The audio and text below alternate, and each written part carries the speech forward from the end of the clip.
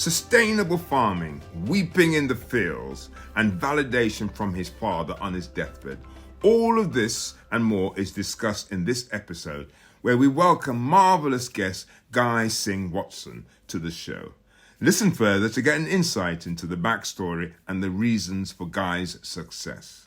So thank you very much, Guy, for agreeing to do this with me. I've been looking forward to it, actually, because, as you're probably not aware, I've been a great admirer of yours and what you've actually managed to achieve. But the first question has to be based on the shenanigans that we've been listening to over the last couple of days, where this lady went into Buckingham Palace and she was asked, where is she from? So with Singh in your name, where are you from? Where were you born? Where am I from? I feel like a bit of an imposter sometimes. My wife is father was originally from the Punjab and is Sikh. So when we got married, we shared our names. So we're both Singh-Watson now.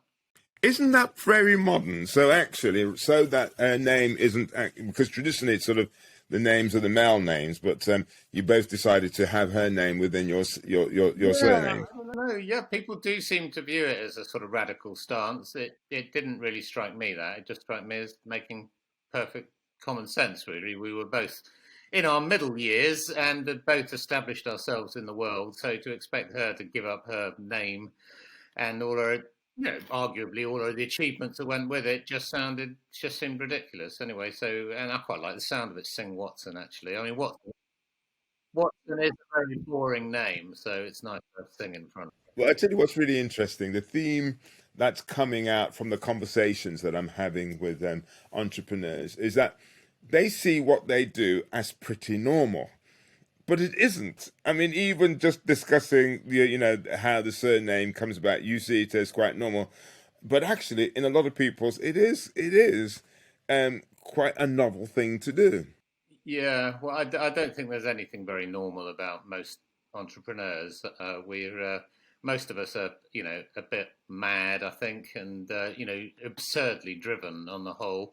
And, it's that madness and I think often kind of a need for approval, very often from fathers, I think, which drives us, more than most, I think. It is a sort of madness quite often, I think.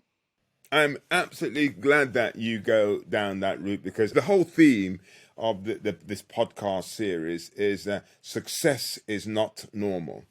And so what I'm always interested in, if we agree with that premise, what is there that's abnormal about you, if you regard yourself as an entrepreneur?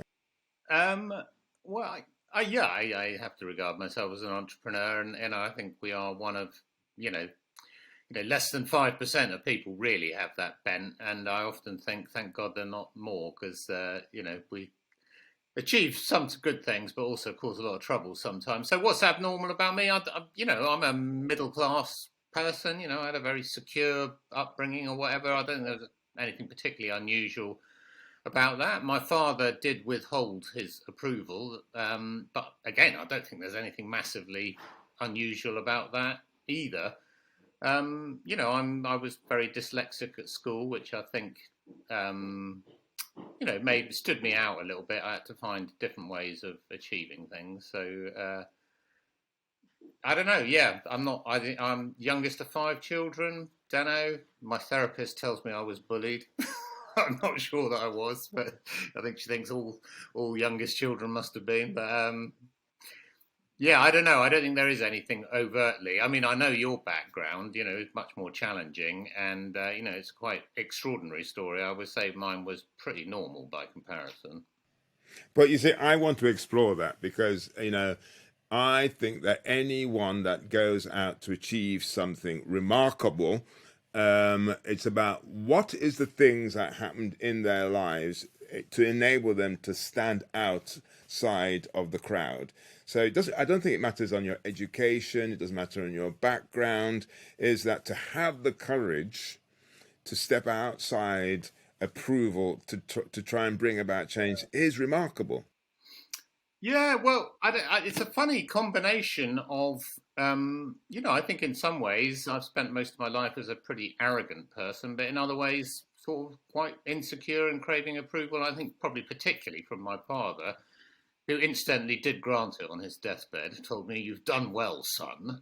Well, you see, that's interesting because I would imagine that that drives me as well. Because just to tell you a bit about my background, so Windrush generation, came to this country, brought up in Small Heath in Birmingham, from a family of 11, brought up in a terrace house. And I always felt that I was in society's dustbin heap. And even though I would have achieved success, there is still that boy trying to escape that dustbin heap. And I'm still seeing life as a sort of a big challenge, and everything that I do is still trying to, in a sense, seek some sort of to be seen. I think is probably what drives me, to be seen, some sort of acknowledgement. Now, I am the eldest boy in my family. So where do you come in your family?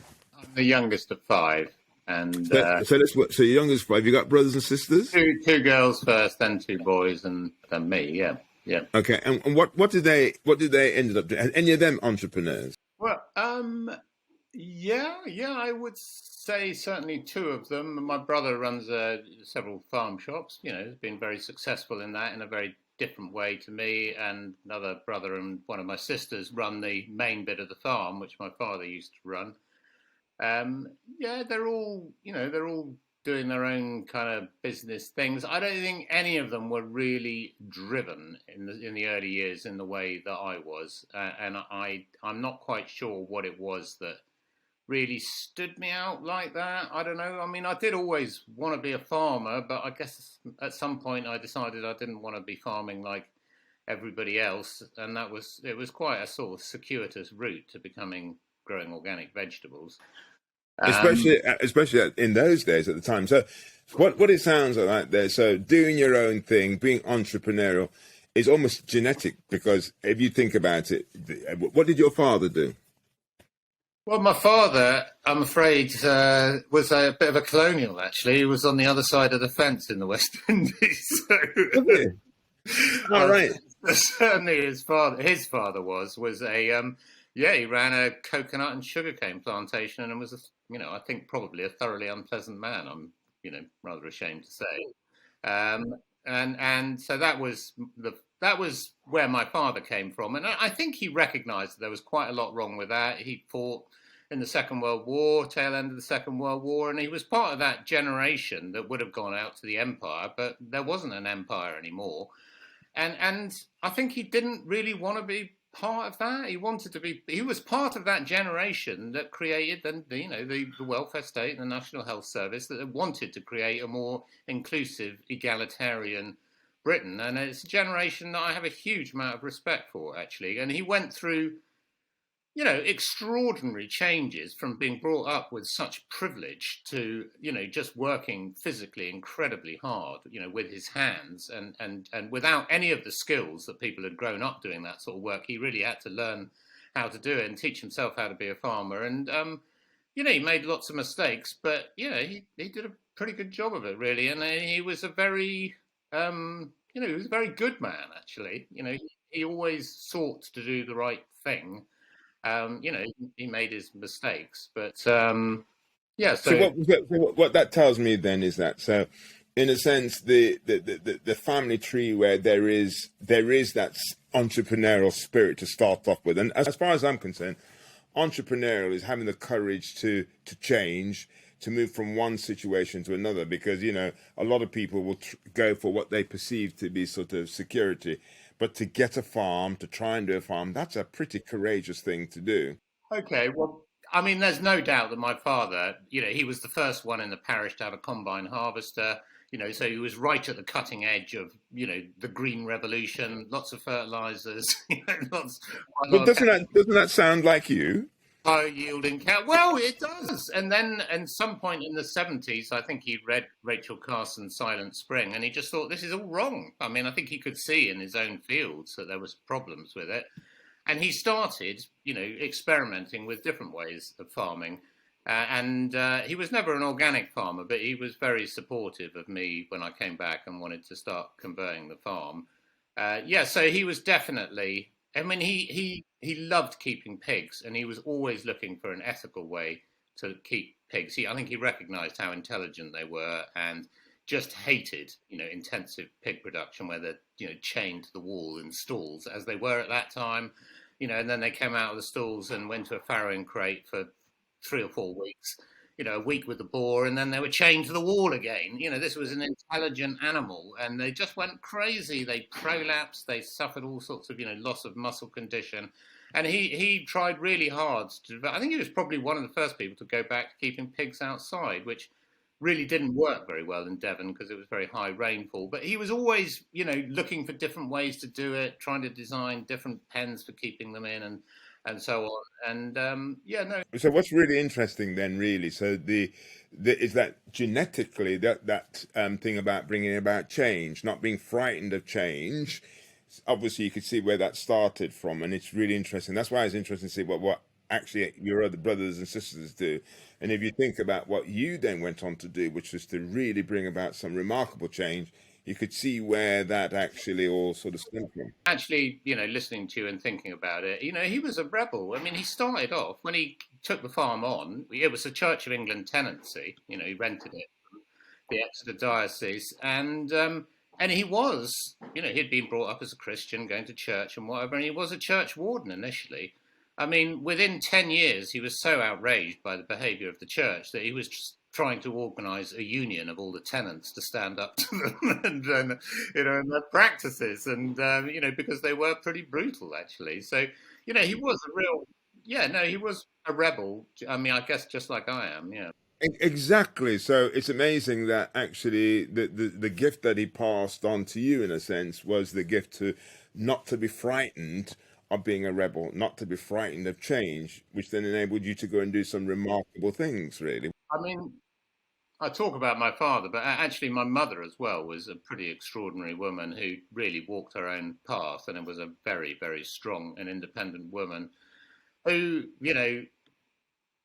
being the times being what they were, she expressed herself quite largely through the food that she cooked, and she was just a phenomenal cook. And where she was cooking food that would be super fashionable in the last 20 years, but where on earth she got her influences for that from, it was pretty extraordinary. So yeah, they were both definitely strong individuals.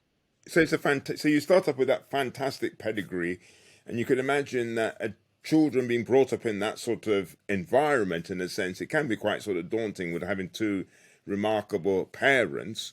And how does one match up to that? And so if you go back then, so where did you go to school? What was your sort of upbringing like? I went to the local primary school, which was a really wonderful sort of progressive school, sort of school that I think probably most people would like to send their children to. And then to the local comprehensive, which was also pretty good, and did my O levels there. And then there are various problems around that time at home and whatever. And my dad put his hand in his pocket and sent me away to a private school for my A levels. And where was that at then? There was King's College in Taunton. And what was that like, that experience? Oh, well, I quite enjoyed it for a term or two, but then it was just really boring. I mean, to be spending those sort of years when all my friends back in Totnes were having fun, and they really did have a lot of fun in the sixth form. I really hated it by the end, and just the sort of values that they were trying to instill in us were just so sort of outdated, and some of the teaching was good, but I really hated the place. I tell you what's really interesting, because I sent my children. My son went to Bryanston, and my daughter went to Sherborne. And it was a mistake sending my daughter to Sherborne. And the thing that I've learned as I've got older, because it's nothing about in consideration of the child, it's all about what, as a parent, you think is going to be right for them. And that actually, somewhere like Sherborne is quite a traditional school, where Scarlett is far more free-spirited. So now, as I'm older and I have confidence that actually it's all right for a child to be free-spirited and they will find the way, I did exactly the sort of thing that your dad did, is set them in an environment that was actually not really the right place for them. It's to do with our own insecurities rather than them. And then, she's then having to spend years trying to unstitch the damage. Don't beat yourself up. No, no, no, no, I don't. You know, she's now studying to be a child psychiatrist, and it cost me a fortune. So I think that's the way. Part of my philosophy in life is really that we have to spend our lifetime undoing the damage that our parents place on us. You know, either intent. A huge Pardon? amount of truth in that, yeah. Yeah, I think either intentionally or unintentionally, and and what we need to do is to try and find who are our thought, get back to our authentic self, really, which is one of the what happens with the educational system. It strips that away, and then that again, what makes your story even more remarkable to try and find who that authentic self is, and to try and trying to live it. So you went to do your sixth form. Did you then have to be pushed through to university then, or what? I did, yeah, I did, and I did sat the Oxbridge exams and went on to Oxford and studied agricultural and forestry sciences there, and got a first, which was pretty remarkable for a boy who was, put in the lowest stream at comprehensive because he couldn't write. And I did have trouble even when I got to university. In those days, you were still writing with a pen, and people had a lot of trouble reading my work. but anyway, but it did. I sort of found a way through. I found coping mechanisms. Was it dyslexia or was it bad handwriting? It was dyslexia. Yeah, yeah. I mean, I got all the classic P's as B's as nines, and I even started off. I really didn't. I wanted to write from right to left. I mean, I had a sort of stubborn arrogance as well as being, as well as having that. But this dyslexia, the biggest problem with dyslexia is if you get branded a failure and if you accept that label, because with it comes a whole different way of thinking, I think, which can be very advantageous. But the worst thing, and I think was probably very common in my generation, is that it wasn't recognised. And I do remember someone saying, "Oh, you're dyslexic. That's just another word for thick, isn't it?" And actually, they said it to one of my children who was also dyslexic, and I threw them out of the house. I mean, yeah. Dyslexia is one of my passions because I'm dyslexic and both of my children are dyslexic. Yeah, and I left school without any qualifications at all. I could hardly read and write. And the thing that, if I look back at my life, is that the thing I regret is being so ashamed of it. Because, if you can't write and you'll get judged by how you write, it really it could really drive away your confidence. So one of the reasons I sent my children away to school, because I really wanted to get on top to make sure they got all the support that was necessary. And because I'd been through it, I just knew that actually that even the educational system today is still pretty poor about how they sort of manage dyslexia, because the whole educational system. Carry on. They don't have the resources, do they? And dyslexia is just one of the issues they have to deal with. So, Well, you're generous. You're generous. I mean, I battle away for it because I think dyslexia is a gift because we've had to because we can't operate by the way that conventional people operate. We've had to think of a different way around the problem. yeah. Yeah, I mean, I can, I'm managing a building project on the farm at the moment, and the builder says he's never worked with anyone like me because I can go into a room and I can just see it in 3 dimensions. I can see where everything's going to go. I can see shapes in a way that I've never met anyone else who can, and I have to. Sometimes it can be quite frustrating how slow other people are in those ways, whereas I'm incredibly slow at being able to recognize a word, and so, we're all different, aren't we? And if we could just accept that we're not necessarily better or worse, we're just different and we all bring different, that would be a wonderful thing. And I definitely learned at work that the strongest groups are the ones that embrace that difference and diversity. And that's how you make the best decisions and, avoid, the mistakes as far as possible. Because I can't, you put words in front of me, it brings about a panic. But if you put pictures in front of me, I could then actually understand what's sort of going on. And I really have to slow down people so I could absorb the information. Otherwise, I just don't understand what's sort of going on. Because you see, because I think statistically, a lot of the people who are in our prisons are dyslexic. And that's what I think is quite fascinating about dyslexia, is that either it actually takes away a person's confidence, and they then go into survival mode, and then they ended up in prison or something like that. And but what we've managed to do with our dyslexia is how we put it to our best uses. Do you think that your background and your circumstances enable that? Let's say you didn't have a farm, would that maybe be a different story? Yes, I did. I think I was just born to be a farmer. I did flirt with, being joining the merchant navy or even being a policeman. I seem to remember. I did even get to medical school as well. I was thinking about that. I don't think I would have. I think I would have been a pretty impatient doctor. So, but yeah, no, I'm really glad that I settled. It was what I feel. It was definitely what I was, made to do. So yes, I do feel very lucky to have found my calling. I'm 62 now. I've been doing it for 40 years, and I just love it. Well, 50 years really, and I just love it every bit as much as I did, when I started. More so, probably. Yeah, and so one of the things I think the challenges of farmers is that so the land is handed down, and that means a lot of farmers become very risk averse. They feel that they don't want to take any chances business wise, because actually they think it might then upset the stewardship that's been sort of passed on. Yeah, I probably should point out at that stage then that there were only two of us in the family. My brother, I'm the youngest, and my brother, the next one up, Oliver, who both wanted to farm. And we came back from university with our agricultural degrees at the same time and started farming together. And I think it was pretty clear that it wasn't going to work. We didn't get on massively well at the time. We get on perfectly well now, but and I left. So really, he was the one who inherited the farm. I went off and went to London and then New York. I was a management consultant for 2 or 3 years, and so I got a little bit of outside. So when I came back, I think I could I came back because I just couldn't bear sitting in an office talking tosh all day. So I think I have that. I arrived back with a lot of freedom. Really, there was no expectation of me, and my brother, I think, has always felt that there was an expectation of him, and I don't, and I think he's found that quite difficult actually.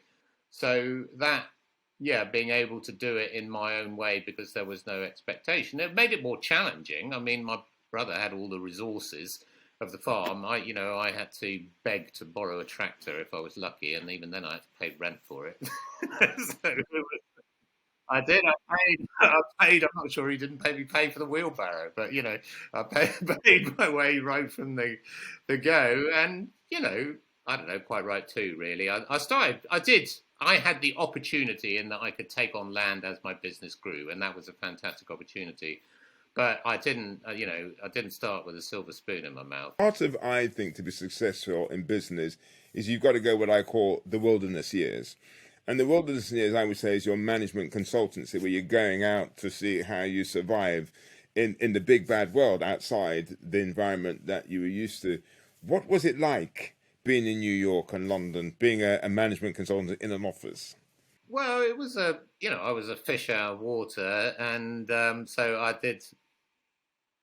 Yeah, I don't know. I was a handsome young man in New York with a snappy suit, and if you shoved enough white powder up your nose, you could do anything. It was those years. It was the 1980s, and I had a lot of fun. Well, at least I thought I had a lot of fun. I was doing all the things which were supposed to be fun, but actually, I look back on it. I think I was pretty miserable. Really, I don't think I really. It just wasn't my environment. I mean, my girlfriend was the club editor of the hippest, you know, magazine in New York, so we could just go anywhere we wanted and got. I really was living the dream, but I was still. It wasn't my dream. I think it was someone else's dream, and I didn't enjoy it really. We're looking back on it. I don't think I just developed a bit of a drug habit and was a bit miserable. So I left it. I left it without looking back really. Yeah, but I think, but you see, I still think that period was essential in order for you to achieve what you did. It's a bit, all of these things are vital tooling, as it were, um, to shape the person. I think that's possibly true, and I did learn quite a lot. I mean, in particular, I learned just how completely brutal market forces are. And if you think, I mean, my dad had been a commodity producer all his life. largely of milk, and a lorry arrived every day and took the white stuff away, and he got paid what someone deemed fit to pay him. And there was no way, having seen, these companies which were outsourcing at that time, people were outsourcing to Mexico, and the whole outsourcing to the Far East was just starting. And these manufacturing companies in the UK and the US, they just had no chance. Any idea that you would, if you did your job well and you were the lowest cost producer, you would get a fair price and be able to, your future would be secure. It's just rubbish. There's always someone who can produce it cheaper, somewhere else. The only security, the lesson it taught me was the only security came from, being in control of your own market and selling direct, or at least having a strong brand, I suppose, in marketing terms. But I think that was really what led me to starting the Veg Box scheme and throwing all my eggs into that basket. Yeah. So if I was your therapist, I would be saying that actually those what I call the wilderness years are a real look into, well, what's actually on the other side. So you can now be at the stage in your life, and you're not missing anything. You've actually had a taste or an experience of what it actually produced. Stop me if I'm going off piece. No, it's good. I'm quite fascinating about this. But I do find that my later years, I have worked so hard all my life. I'm sure lots of other people have as well, but I think most people who start their own businesses do. And it was driven by an almost puritanical, self-sacrificing. And so I raised my children. I've got four children, and really my two boys who are younger got a little bit of me towards the end, as I think I was. But most of the time, my children were the bloody cabbages out in the field. They were the ones that got the best of me. And I do that sort of drive. I do have some regrets about that. I do, but I don't know. If I hadn't had that drive, I wouldn't have achieved what I have, and I wouldn't be in the position that I am today. I wouldn't be financially secure, and incidentally, nor would they actually. So, so I don't know. I'm not going to beat myself up too much. The story you've just told is exactly my story.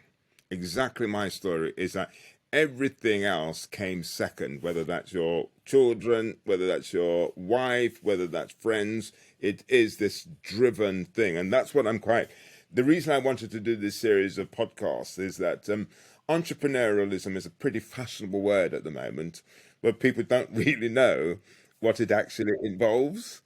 And so by having this conversation, the kind of Silicon Roundabout entrepreneur, driven forward by venture capitalist money and whatever, when it's a kind of 3 or 5 year cycle, either you've made a life-changing amount of money, as I hear them referring to it, or you've gone bust. So that's not, and you're not actually making anything that's any use to anyone, and you really don't care whether the business is actually viable in the long run. All you care about is the next round of funding.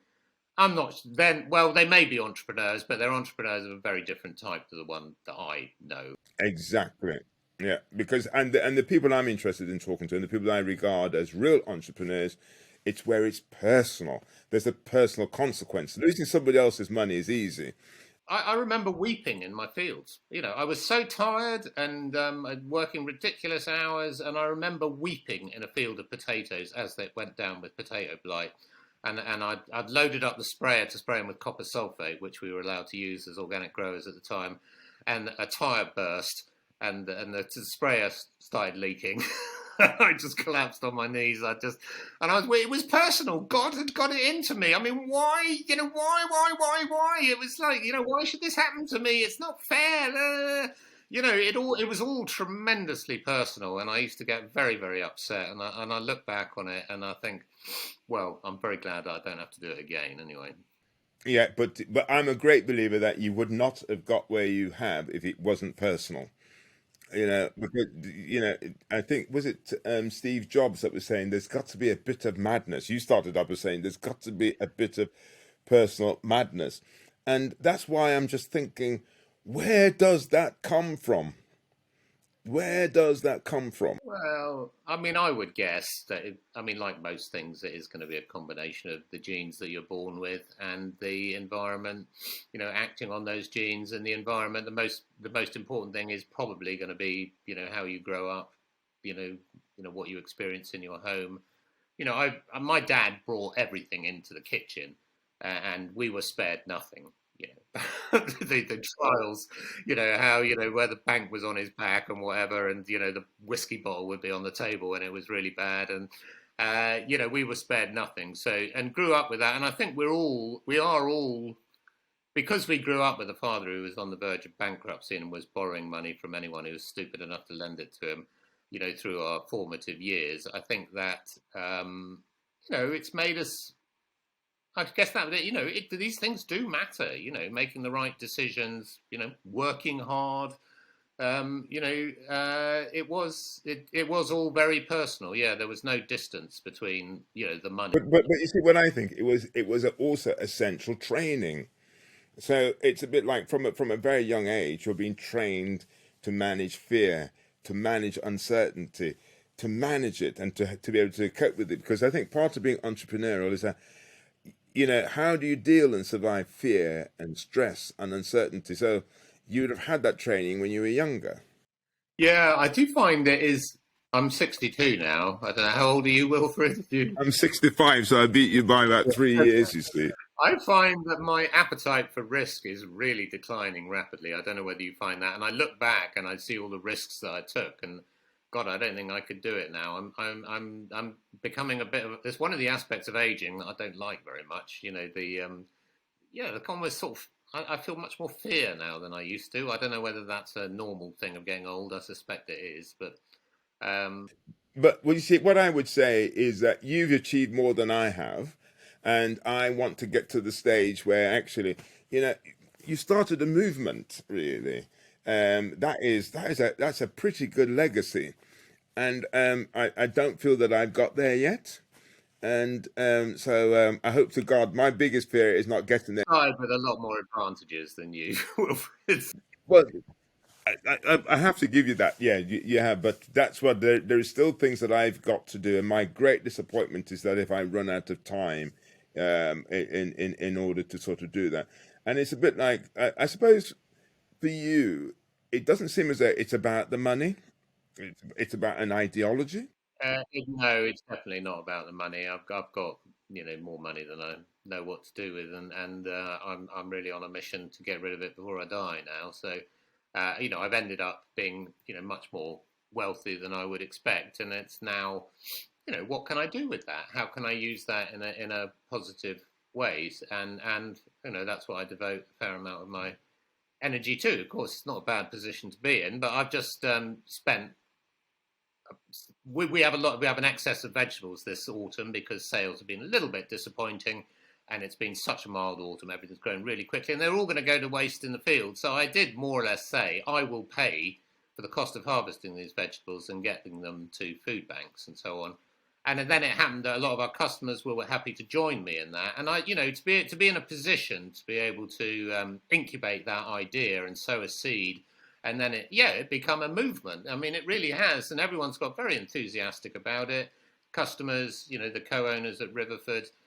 We've had, worked, have a fantastic relationship with the charity Fair Share who've distributed it. And that, that has been, hugely gratifying over the last month. So, yeah, that's the sort of thing that I'm engaged with at the moment. Yeah.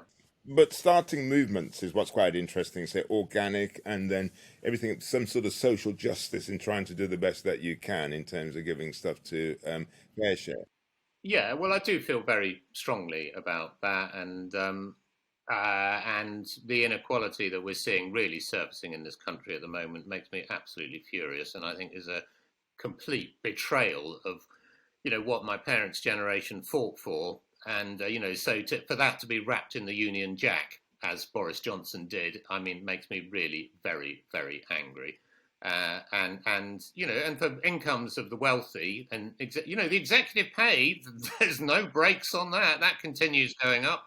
We've got a 7% real wage decline for everybody else, and we're not prepared to pay nurses clearly what they should be paid. Otherwise, we wouldn't have 60,000 vacancies. It's just, I mean, the whole world is just, there is so much injustice. And you can probably tell it does make me really very, very angry. And we've been told so many lies to justify, the position that we've got in over the last. Sorry, I know we're from different sides of the political divide, but I suspect you won't disagree with the injustice bit of it anyway. Yeah. I mean, one of the things about getting old is that we go through the same cycle. I have a lot of faith in human nature. The thing that always concerns me is that why does it always have to go to the brink before people do the right thing?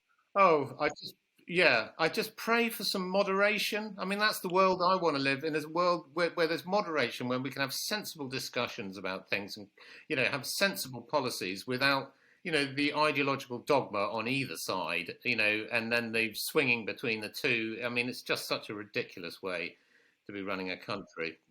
We, as the older generations, have to have faith that the younger generation will find a way, because they'll have no choice but to find a way and come up with a solution.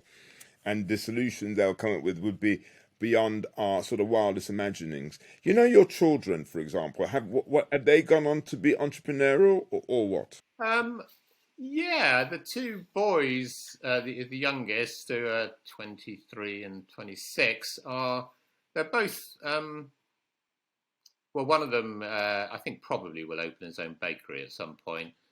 He's actually working for the charity Chefs in Schools at the moment, having worked as a chef and as a baker and as a carpenter and as a sound, and he's also has his own band and stuff. So he is tremendously creative and driven and pretty entrepreneurial, actually. So, I have no doubt that he'll find his way, and it will be something to do with food, and he will, run his own business for sure, and there will probably be a strong social element. And I suspect Donald, his younger brother, will probably follow a slightly more cautious but similar route. His skateboarding is his huge thing, skateboarding and surfing, and he's been living in Palestine recently, mentoring kids there, which he's found tremendously rewarding.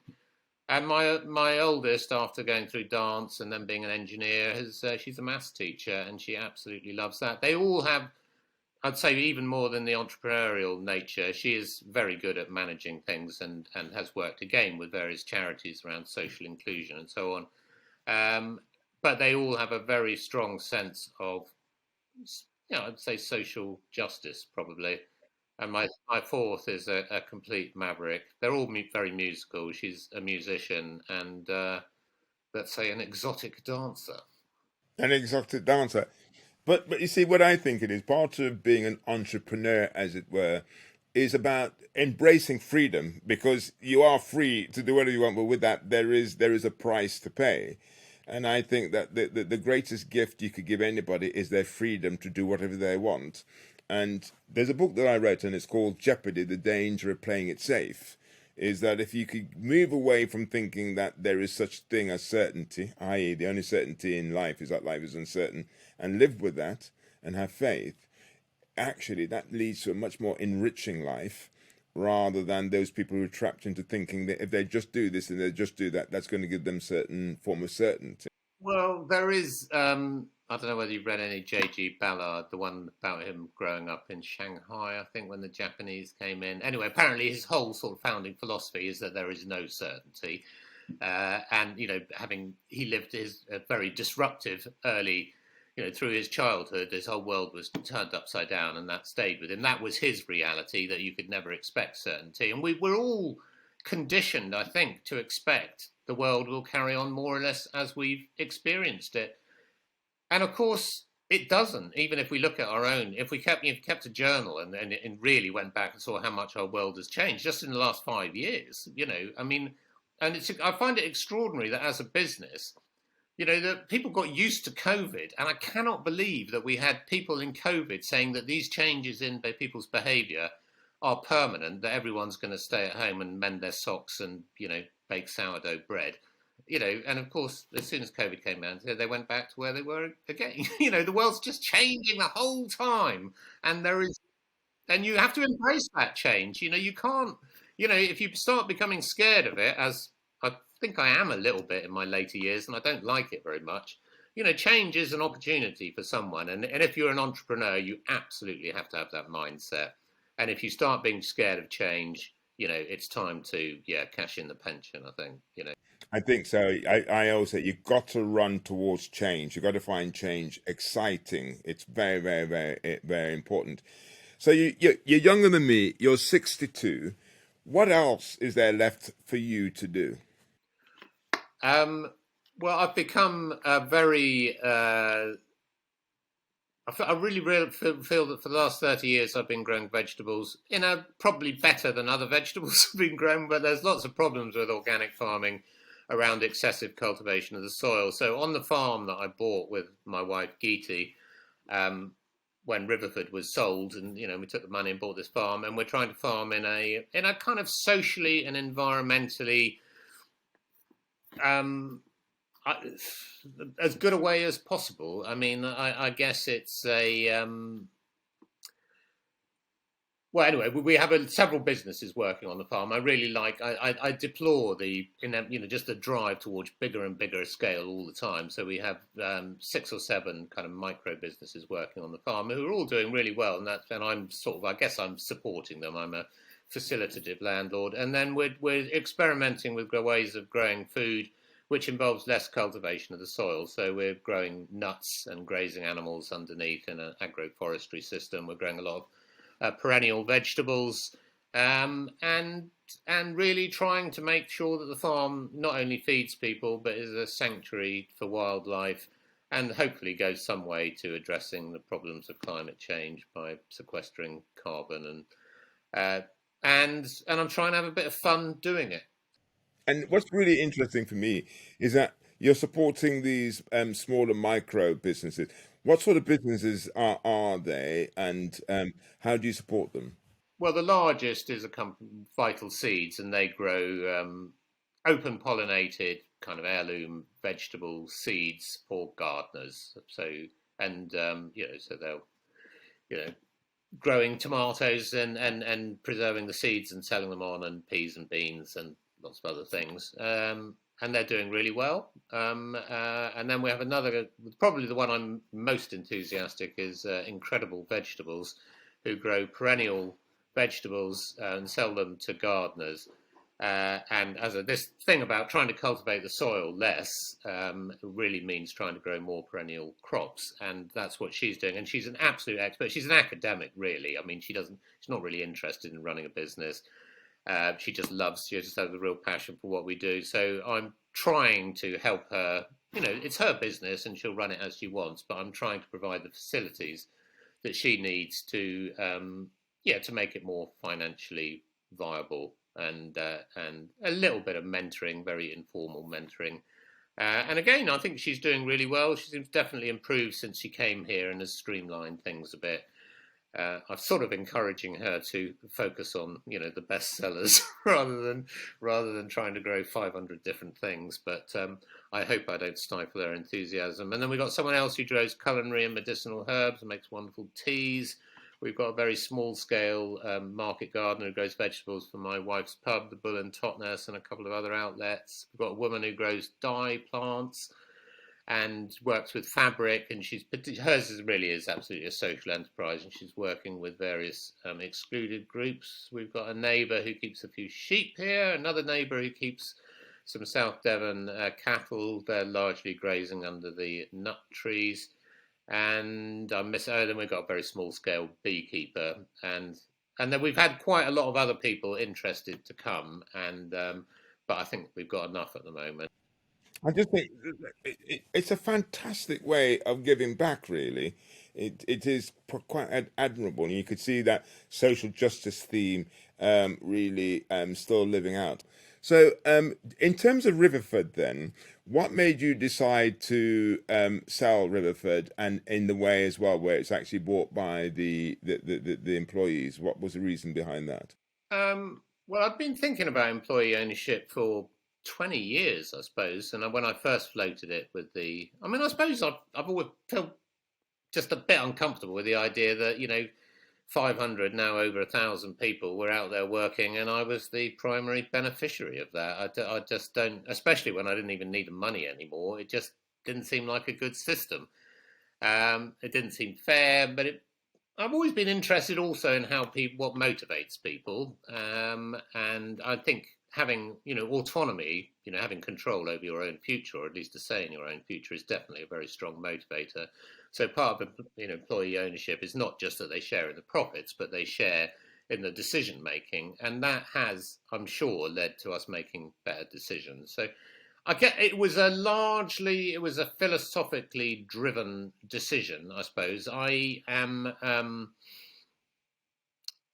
find the we come from very different backgrounds, but I mean, in my privilege, I will say that I find the assumption that we're all motivated primarily by greed as a I find it robs us of our dignity. Really, I just don't think it's true. I don't think it's true. I don't think we're driven by greed. Greed, is a motivator, and more for some people than others. But to pretend that it is the strongest one is just paid. It's like we built a whole system called capitalism, built really on a lie. It's a lie it's a lie that does seem to be self-perpetuating.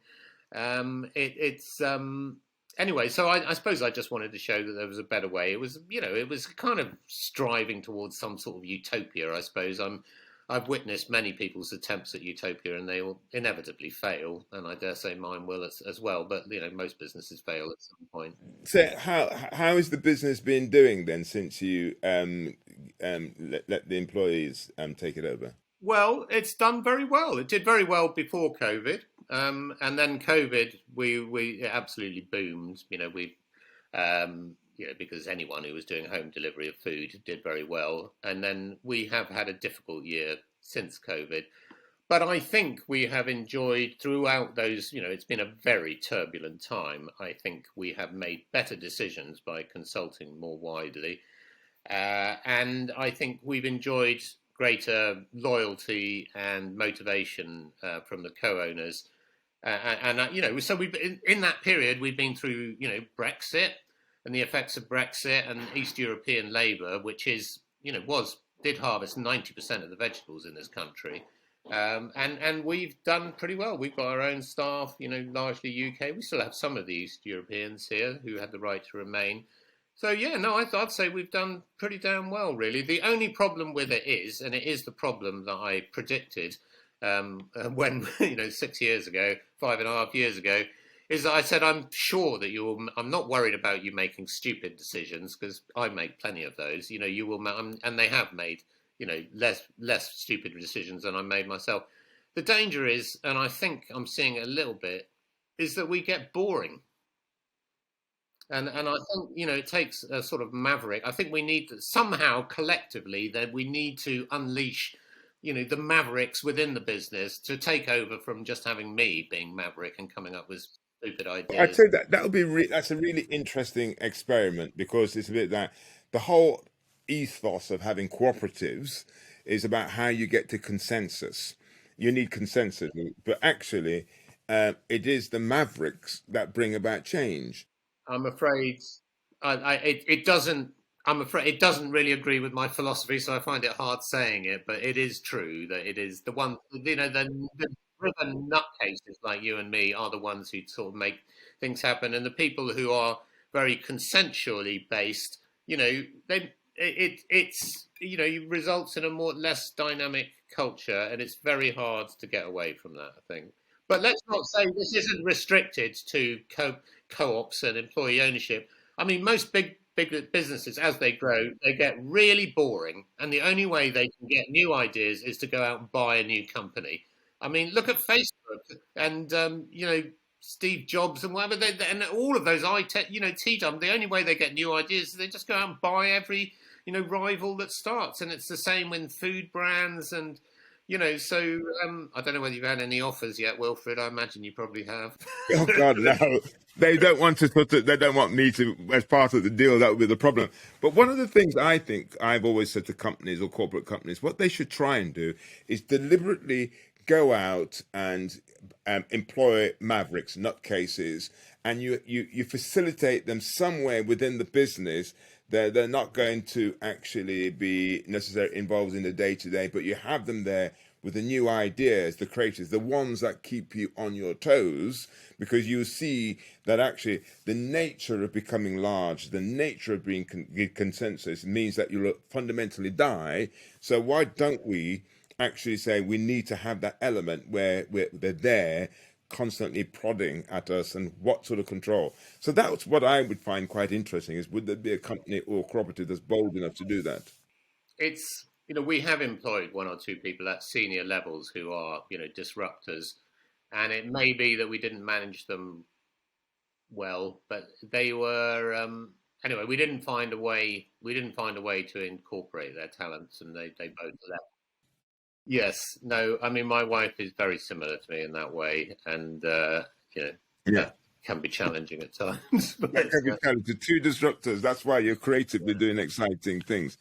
But listen, can I let me just wrap up by saying, listen, thank you very, very much here. I've learned a lot, and I hope that the listeners are going to learn a lot, because again, I'm of the belief that to be an entrepreneur is not being normal, and is how you embrace the abnormalities that you possess to see that that is a benefit rather than something that you should be ashamed of. And I hope that listening to this podcast, people could start tapping into their bits of abnormality.